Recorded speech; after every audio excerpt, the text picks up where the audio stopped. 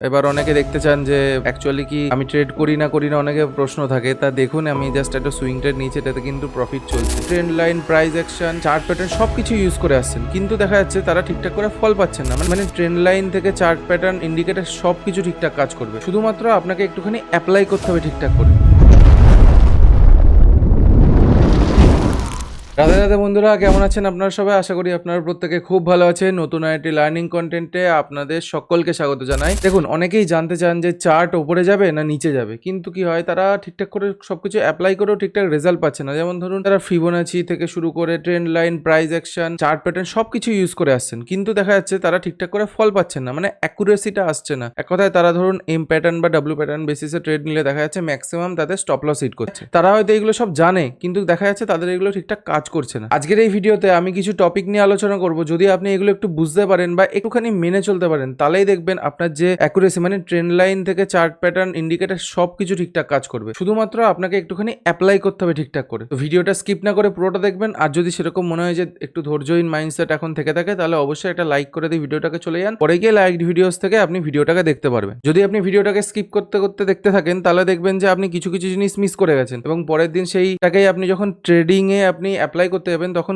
সেই জিনিসগুলো মিস করলে আপনারই লস, আমার কিচ্ছু না। তো অবশ্যই পুরো ভিডিওটাকে দেখুন, এবং ভিডিওটা যদি ভালো লাগে তাহলে অবশ্যই চ্যানেলটাকে সাবস্ক্রাইব করে নেবেন এবং ভিডিওটাকে লাইক করে দেবেন। এবং যারা একদম নতুন, যারা ট্রেড করতে চাইছেন বা ট্রেডিং শিখছেন, তাদের জন্য অবশ্যই এই চ্যানেলটা খুবই একটা গুরুত্বপূর্ণ চ্যানেল। অবশ্যই যান, চ্যানেলটাকে সাবস্ক্রাইব করুন। এবং আপনাদের যদি ডিম্যাট অ্যাকাউন্ট না থেকে থাকে, তাহলে বেস্ট ডিম্যাট অ্যাকাউন্টের লিঙ্ক নিচে দেওয়া আছে, আপনারা যান, ওখান থেকে গিয়ে ডিম্যাট অ্যাকাউন্ট একদম ওপেন করে নিন। আজকে যে টপিকটার উপরে আমি আলোচনা করব সেটা হচ্ছে স্টপ লস হান্টিং। স্টপ লস কাকে বলে? ধরুন আপনি একটা ট্রেড নিয়েছেন, তার লিমিটেড রিস্ক কতখানি হতে পারে, সেই রিস্কটাকে বলা হয় স্টপ লস। এবার স্টপ লস আপনাকে জাস্ট মাইন্ডসেটে ভেবে রাখলে হবে না, আপনাকে এটাকে অ্যাপ্লাই করে রাখতে হবে। সেই জিনিসটাকে আপনাকে চার্টে দেখতে হবে। আচ্ছা, আমরা চলে এসেছি হচ্ছে চার্টে এখন যাই হোক, মার্কেট এখন ওপেন আছে, আর এখানে কিছু একটা পজিশন চলছে, 2100 টাকার মতো প্রফিট চলছে। এটা আমি জাস্ট শুক্রবার দিন আমি ট্রেডে ঢুকেছিলাম, একটা সুইং ট্রেড নিয়েছিলাম, সেটাতে এখন একটা প্রফিট চলছে। এবার অনেকে দেখতে চান যে অ্যাকচুয়ালি কি আমি ট্রেড করি না অনেকে প্রশ্ন থাকে, তা দেখুন আমি জাস্ট একটা সুইং ট্রেড নিয়েছি, এটাতে কিন্তু প্রফিট চলছে। ক্যাপিটাল কত? ওই ম্যাক্সিমাম 15 থেকে 17,000 মতো লেগেছে, এটা আমি সুইং এ যেটা ঢুকেছি। তো সেখানে 2100 মতো প্রফিট চলছে এখনো। দেখুন, এই চার্টটা আমি কেন নিলাম, এর পেছনে কারণটা কি, এই চার্টটা নেওয়ার কারণটা কি? দেখুন, আমাকে বুঝতে হবে হচ্ছে সাইডওয়েজ মার্কেটে ম্যাক্সিমাম মানুষের লস হয়। যে মার্কেট যদি সাইডওয়েজ থাকে, তাহলে এখানে লসটা মানুষের বেশি হয়। আমাকে এখানে এই দিনগুলোকে ম্যানেজ করতে হবে। আচ্ছা, আমি এখানে কেন নিলাম? দেখুন, মার্কেটে একটা যাই হোক এইখান থেকে একটা সেলিং এসে মার্কেট এখানে হোল্ড করলো, হোল্ড করে পরের দিন গ্যাপ আপ খুললো, গ্যাপ আপ করে পরের দিনও মার্কেট পুরোপুরি সাইডওয়েজ। ধরে নিন আমি এই দিনের মার্কেটটাকে আমি প্রেডিক্ট করতে চাইছি, তাহলে আমি কি করব? আচ্ছা, কেন আমি এই দিনটাকে নিলাম? দেখুন, সাইডওয়েজ মার্কেটে তো আমার এক্সাম্পল দেওয়ার মতো উপায় নেই। সাইডওয়েজ মার্কেটে দিতে গেলে আমাকে 1 মিনিট টাইম ফ্রেমে যেতে হবে, আর 1 মিনিট টাইম ফ্রেমে যদি আপনার এক্সপিরিয়েন্স না থাকে, প্রচন্ড রিস্কি একটা জিনিস। আপনি ধরুন এই দিনকে মার্কেট সাইডওয়েজ হয়েছে, দেখুন এই দিনকে আপনাকে এই দিন মার্কেট অ্যানালাইসিস করতে হলে আপনাকে কিছু লেভেল বা কিছু জিনিস বুঝতে হবে। কি? ধরে নিন আপনি এই দিনকে ফার্স্ট মিনিটে ক্যান্ডেলে আপনি ক্যান্ডেল দেখে আপনি এন্ট্রি করবেন ভাবছেন কোনো একটা পজিশনে। এবার আপনি যদি এখানে ভাবতেন যে আপনি কি করতেন, আপনি যদি বাই করে বসে থাকতেন, ধরে নিন আপনাকে বাইয়ের দিক থেকে দুটো মাইন্ডসেট তৈরি করতে হবে। দুটো মাইন্ডসেট কি? এক হচ্ছে যদি আপনি বাই করে বসে থাকতেন তাহলে কি করতেন, সেকেন্ড হচ্ছে আপনার যদি বাই করার ইচ্ছা হতো, মানে এক কথায় বাই করতে চাইতেন যে না আমি এখান থেকে বাই করব, তাহলে আপনি কি করতেন? সেম কনসেপ্ট সেলের ক্ষেত্রেও দুটো কনসেপ্ট। কি কি? প্রথম হচ্ছে আপনি যদি সেল করতে চাইতেন তাহলে কি করতেন, আর সেকেন্ড হচ্ছে সেল করে যদি আগের দিন থাকেন তাহলে আপনি কি করতেন, আপনার স্টপ লস কোথায় লাগাতেন। এই দুটো আপনাকে কি ভাবতে হবে, যে বায়ের ক্ষেত্রে দুটো, যে আপনি যদি বাই করে থাকতেন তাহলে কি করতেন, এবং বাই যদি করার সেই সময় মাইন্ডসেট থাকতো তাহলে কি করতেন, এবং সেলের ক্ষেত্রে সেই সেল করতে চাইলে কি করতেন, এবং সেল করে থাকলে আপনি কি করতেন। এই চারটে আপনাকে জিনিস, সাইকোলজি আপনাকে ভাবতে হবে। কি কি জানলাম সেটা। এইবার আমরা একটু সাইকোলজিটাকে বুঝি যে স্টপ লস হান্টিং কেন বলে। মার্কেট এখানে কি করলো, সাইডওয়েজ একটা ফেস তৈরি করে একটা বড় রেড ক্যান্ডেল দিয়ে একটু হোল্ড করলো। অনেকে হয়তো পুট হোল্ড করার জন্য গেলেন, দেখলেন মার্কেট এতটা গ্যাপ আপ খুলে গেল। কেন? কারণ স্টপ লস অনেকে এখানে লাগিয়েছে, এখান থেকে দেখেছে রিজেকশন আছে, এখান থেকেও ভেবেছে রিজেকশন ঠিক আছে, একটুখানি বেরিয়েছে, রিজেকশন চলে আসবে। কি করলো, মার্কেট গ্যাপ আপ খুলে দিল। মার্কেট ভাবুন, যতবার আপনি যা করবেন তার অপোজিট বিহেভিয়ার মার্কেট দেখিয়ে দেবে। সুতরাং আপনাকে দৌড়াতে হবে হচ্ছে স্মার্ট মানির সঙ্গে। তার জন্য আপনাকে স্মার্ট মানি কনসেপ্ট শিখতে হবে। স্মার্ট মানি কনসেপ্ট শেখার জন্য উপরে আই বাটনে দেওয়া লিঙ্ক আছে, সেখানে যান, গিয়ে ক্লিক করে ভিডিওটা দেখতে পারেন। তা এখানে মার্কেট গ্যাপ আপ হলো, গ্যাপ আপ হয়ে দেখুন একটা বড় রেড ক্যান্ডেল, কিন্তু এটা কি গ্যাপ ফিল করতে আসলো না। মার্কেট এইখান থেকে রিভার্স করে কতখানি গেল, এই স্টপ লসটাকে খেলো, এই সেলারদের স্টপ লস খেলো, আবার নিচে আসলো। আসলো, দিয়ে সারাদিন সাইডওয়েজে থেকে গেল। এবার আপনার কাছে গুরুত্বপূর্ণ লেভেল কি? এই লেভেলটা হতে পারে গুরুত্বপূর্ণ লেভেল, ঠিক আছে? এই যে গ্যাপটা হতে পারে গুরুত্বপূর্ণ লেভেল, এবং এই লেভেলগুলো হতে পারে গুরুত্বপূর্ণ লেভেল। কেন? কারণ আমি কি বললাম যে আপনাকে ভাবতে হবে হচ্ছে স্টপ লসের মাইন্ডসেট। কোথায় কোথায় স্টপ লস থাকতে পারে? এখানে স্টপ লস থাকতে পারে, মার্কেটে এখানে কিন্তু স্টপ লস থাকতে পারে, গ্যাপে স্টপ লস থাকতে পারে, এইখানে স্টপ লস থাকতে পারে, এই সব লেভেলে স্টপ লস থাকতে পারে, ঠিক আছে? এবার দেখুন মার্কেট কি করলো, ঠিক পরের দিন ওপরে গিয়ে ওপেন করলো। এবার পরের দিন ওপরে গিয়ে ওপেন যেই করলো, যারা এখানে সেলার হলে আপনি কি ভাবতেন যে আপনার পজিশন তো এবার লসে চলে এসছে, কারণ কি এতখানি গ্যাপ আপ আপনি আশা করেননি, কিন্তু আপনার দিকে গ্যাপ আপ হয়ে গেছে, মানে আপনার ফেভারে হয়নি এক কথায়, আপনি সেল করেছিলেন উল্টে গ্যাপ আপ হয়ে গেছে, তাহলে আপনি এখানে লস দেখতেন। ভাবতেন যে না, এই 5 মিনিটের ক্যান্ডেল যদি ব্রেক করে উপরে বেরোয় তাহলে আমি লস বুক করে বেরিয়ে যাবো। কিন্তু কি হলো, মার্কেট কি করলো, জাস্ট একটা এখান থেকে সেলাররা স্ট্রং ছিল, মার্কেট এখান থেকে আস্তে আস্তে নিচে নিয়ে এলো। আচ্ছা, এইবার একটা কথা বলুন, ম্যাক্সিমাম লোকের তাহলে যারা বায়ার আছে তারা কি ভাবছে যে আমি এখান থেকে বাই করেছি, আমি এখান থেকে অনেকটা প্রফিট দেখ, তারা দেখলো কিছুটা তারা প্রফিটও বুক করলো, আবার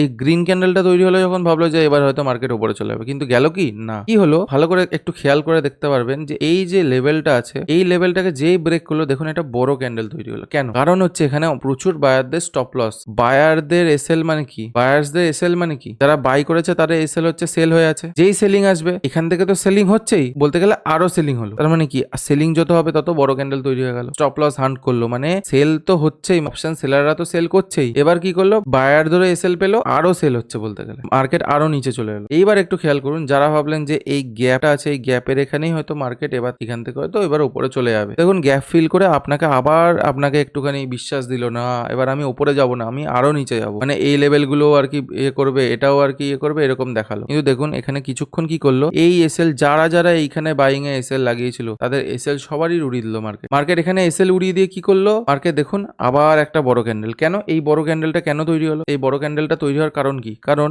এখানে অনেকে নিচের দিকে এন্ট্রি করেছে, এখানে স্টপ লস রেখেছে, এই স্টপ লসটাকে খেলো বড় ক্যান্ডেল দিয়ে, আবার ভাবলো যে ঠিক আছে একটা পুল ব্যাক হয়ে হয়তো আসতে পারে, আবার নিচের দিকে এরকম করে আসতে, মানে প্রাইস অ্যাকশন যেটাকে বলি, এই যে এরকম যে নেমেছে এরকম করে হয়তো আসতে পারে, কিন্তু আসলো কি দেখুন খেয়াল করে দেখুন, তা কিন্তু আসেনি। ঠিক আবার একটা এখানে একটা কিন্তু বড় ক্যান্ডেল দিয়েছিল রেড ক্যান্ডেল, কিন্তু তাকে কিন্তু সাপোর্ট করেনি কোনো ক্যান্ডেল, সে কি করলো আবার স্টপ লস আনটি, এরকম করতে করতে সে উপরে গেল। এইবার আপনার বলবেন যে এটা তো বলা খুব সহজ, কিন্তু অ্যাকচুয়ালি হয়তো অনেক সময় কঠিন হয়ে যায়। এবার একটা কথা ভাবুন, ঠিক আছে আমার কথা নাই কিছু মিলছে না, তাহলে একটা কথা ভাবুন, আমি কি বললাম যে স্টপ লস হান্ট করা, যে এতখানি কেন মার্কেট আসলো, এতখানি কেন আসলো না, এই পর্যন্ত না আসার কারণটা কি বলতে পারবেন না? তাহলে এবার ভাবুন, তাহলে আমি এখানেও একটা দাগ টানছি, মার্কেট কেন এখান থেকে ঘুরলো? কারণ এখানে স্টপ লস আছে, এখানে স্টপ লস মানে বাই হয়ে আছে, বাইং যত কোয়ান্টিটি আসছে সেলিং তত কোয়ান্টিটি বাড়বে, এখানে তো ম্যাক্সিমাম লিকুইডিটি জেনারেট হয়ে গেল, প্রচুর লিকুইডিটি পাচ্ছে এখানে, যে জানে এখানে। আর মেন কথা, এখানে যারা সেল করেছিল এখানে তারা প্রফিট বুক, আপনারা এটাকে বললেন প্রফিট বুক করে নিল, এটাকে আপনারা প্রফিট বুক বলে দিলেন, কিন্তু কি আপনার জিনিসটা বুঝলেন না যে এখানে লিকুইডিটি জোন তৈরি হয়ে গেছে, যে এখানে লিকুইডিটি আসছে, যে এখানে অনেকে স্টপ লস লাগানো আছে, এখানে প্রচুর লোকেদের স্টপ লস, যারা সেল করেছে তাদের স্টপ লস সব এখানে লাগানো। আর যেই এখানে মার্কেট এলো, এখানে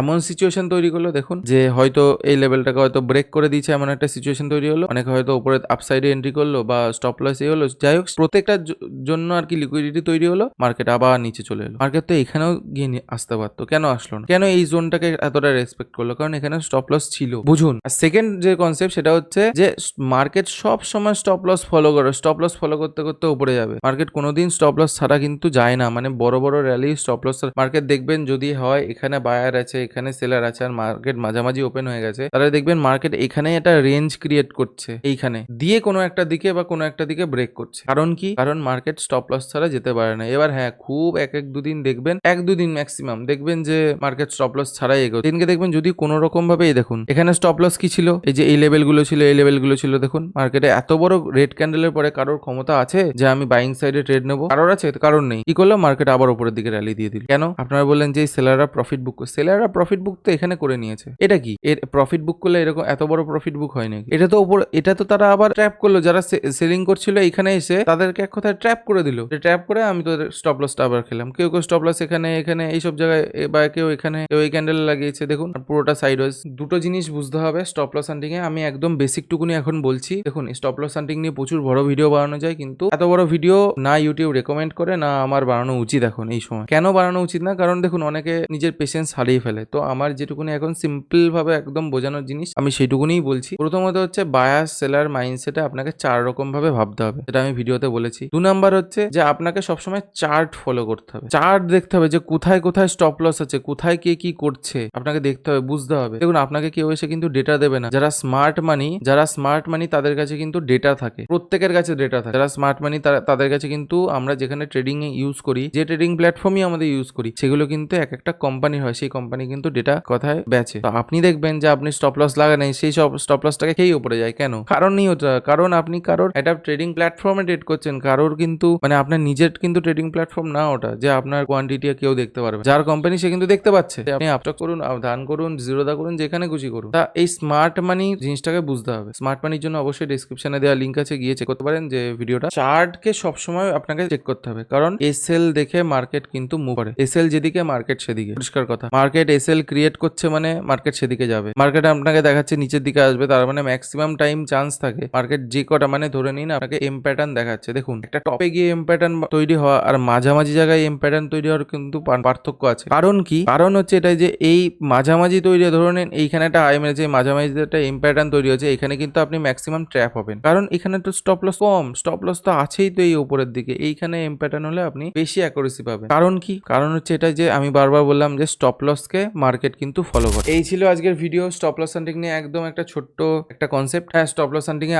আরো অ্যাডভান্স জিনিস আছে যেগুলো বলাই যায়, কিন্তু হ্যাঁ, যাদের জন্য একদম স্টপ লস হান্টিং নতুন, তাদের জন্য এটুকুনি বেস্ট। তারা যদি এটুকুনি মাথায় রাখেন যে আমাকে স্টপ লস দেখতে হবে, তাহলে তাদের আর কিছু লাগে না। তারা Fibonacci, trend line, price action থেকে শুরু করে চার্ট প্যাটার্ন সবকিছু ইউজ করুন, তাদের কিচ্ছু লাগবে না। এবার আপনাকে বুঝতে হবে যে আপনি কিভাবে ট্রেড করবেন। আপনার ট্রেডিং স্ট্র্যাটেজিটাকে ফলো করুন এবং স্টপ লস হান্টিংটাকে একটু সাথে লাগান। ব্যাস, দেখবেন আপনার একটু হলেও অ্যাকুরেসি, মানে 10% হলেও আমি বলে রাখছি অ্যাকুরেসি বাড়বে। আর যদি ভাবেন যে না 10% অ্যাকুরেসি বাড়েনি, তাহলে আপনার হয় স্ট্র্যাটেজি ফলো করাতে কোনো গন্ডগোল আছে, তাহলে আপনার স্ট্র্যাটেজিটাকে চেক করুন যে ওটা আপনার মাইন্ডসেটের সঙ্গে শুট খাচ্ছে কিনা। আপনার মাইন্ডসেটের সঙ্গে সেটা শুট নাই করতে পারে, তখন আপনি চেষ্টা করবেন যে আপনি অন্য স্ট্র্যাটেজির দিকে যাওয়া বা কিছু।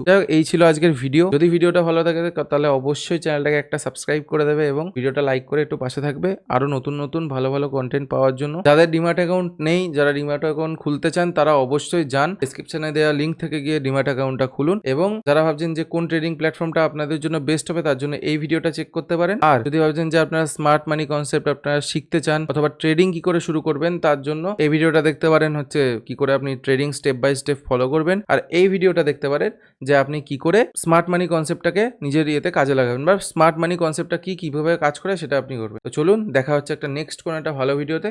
ততক্ষণের জন্য রাধে রাধে।